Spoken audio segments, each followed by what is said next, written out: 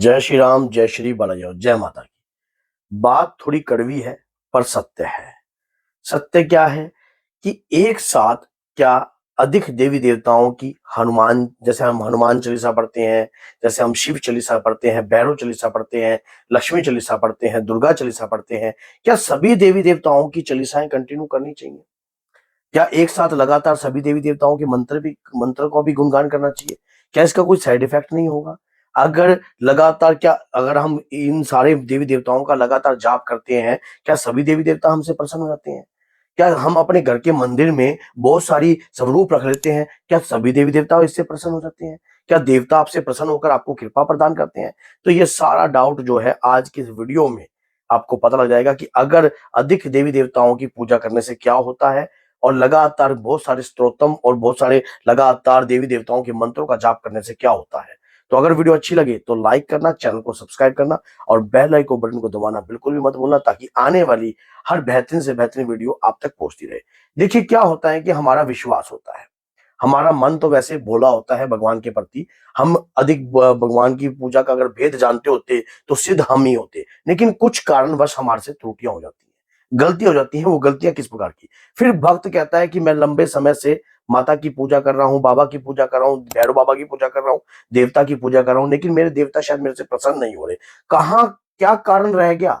कई बार आपने देखा होगा कि कई बार आपने ये भी देखा होगा कि अभी हनुमान चालीसा पढ़ी है तो उसके बाद भैरव चालीसा, फिर शिव चालीसा, फिर काली चालीसा, उसके बाद लक्ष्मी की फिर आरती, फिर उसके बाद माँ दुर्गा की आरती। ये सारे कई ऐसे भक्त होते हैं जो लगातार जाप करते हैं। आपको पता नहीं है कि ये इतना सारा जाप करने से आपको नुकसान होगा, बेनिफिट नहीं होगा। अब आप कहोगे ये क्या कह रहे हो आप? इधर तो हम तो भगवान की पूजा याचना करते हैं, भगवान को प्रसन्न करने के लिए। मैं आपकी बात से सहमत हूं, आप भोले हो भगवान को प्रसन्न करने के लिए, और भोला व्यक्ति जल्दी ही परमात्मा को प्राप्त करता है। लेकिन जब हम कभी भी अपने घर के मंदिर में पूजा करते हैं तो आपका इष्ट जो है वो जो है आपको चुना हुआ होना चाहिए। आपके इष्ट कौन से हैं? मान लीजिए अगर आप हनुमान जी की पूजा कर रहे हो, उसके बावजूद भी सभी देवी देवताओं की आप हनुमान चालीसा कंटिन्यू, जैसे हनुमान चालीसा से दुर्गा चालीसा, शिव चालीसा ऐसे ऐसे कर रहे हो, तो ये सही नहीं है।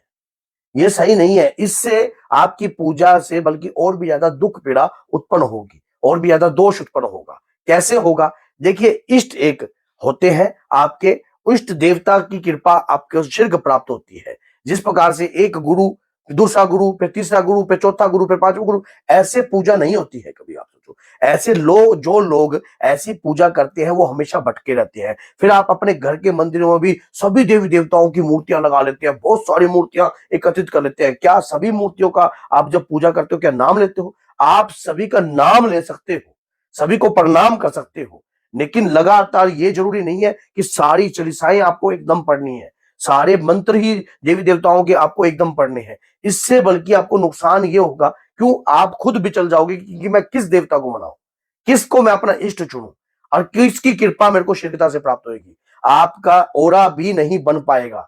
जो शरीर का एक ओरा होता है, एक रक्षा कवच होता है, वो भी तैयार नहीं होगा। क्यों नहीं होगा? क्योंकि अभी आप शिव जी की पूजा कर रहे हो, उसके बाद फिर आप भैरव बाबा की पूजा करोगे, फिर आप हनुमान जी की पूजा करोगे, उसके बाद जो है आप अपने देवता की पूजा करोगे, फिर कुल देवता की पूजा करोगे, फिर आप बहुत सारे, किसी ने कह दिया कि इस देवता की कृपा ज्यादा है तो फिर उसकी पूजा करने लग जाओगे।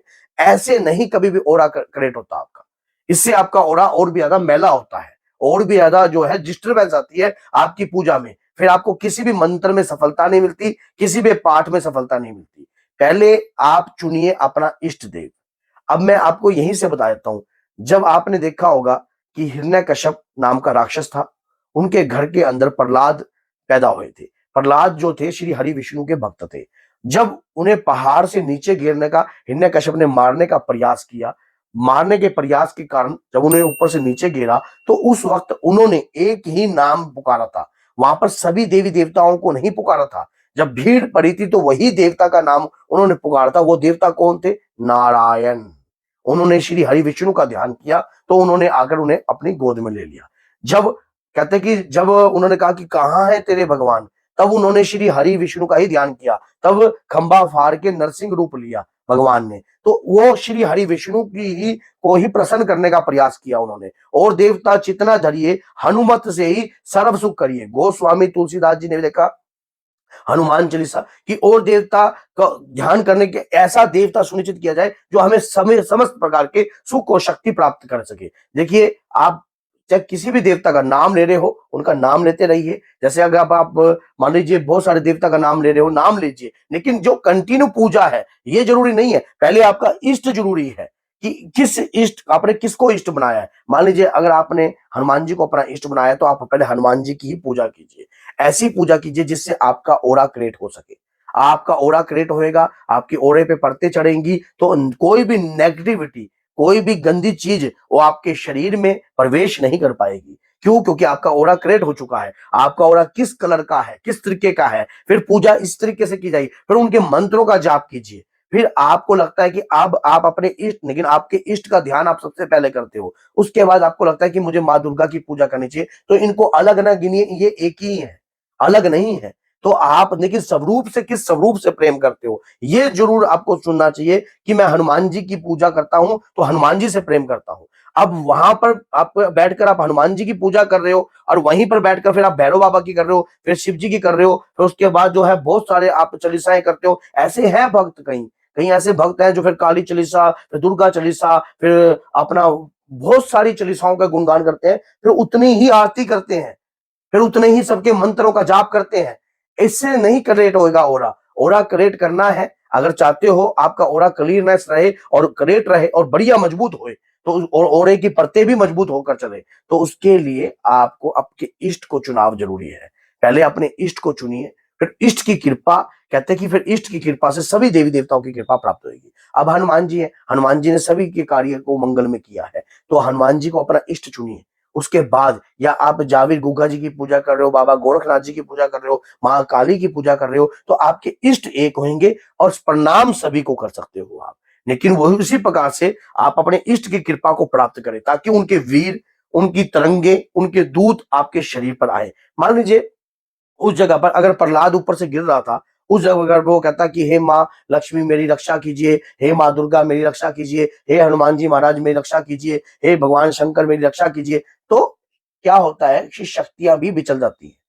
कौन जाएगा रक्षा करने के लिए? अगर एक इष्ट होगा तो कार्य अनेक होंगे आपके, कार्य में सफलता आपको प्राप्त होगी। कई बार यही डिस्टरबेंस आपको कामयाब नहीं होने देती। आपको अपने इष्ट पर पूर्ण विश्वास होना चाहिए। जब भीड़ पड़ रही होती है आपके इष्ट आपका सहयोग करेंगे। माँ दुर्गा की पूजा कर रहे हो तो माँ दुर्गा की पूजा कीजिए कंटिन्यू, लेकिन माँ दुर्गा के लाल हनुमान जी को प्रणाम कीजिए, उनको आगे बढ़कर कार्य करें। इस प्रकार से तो आप पूछ सकते हो। अब उसी तरह अब हनुमान जी जो है अनेक कार्यों को कर सकते हैं।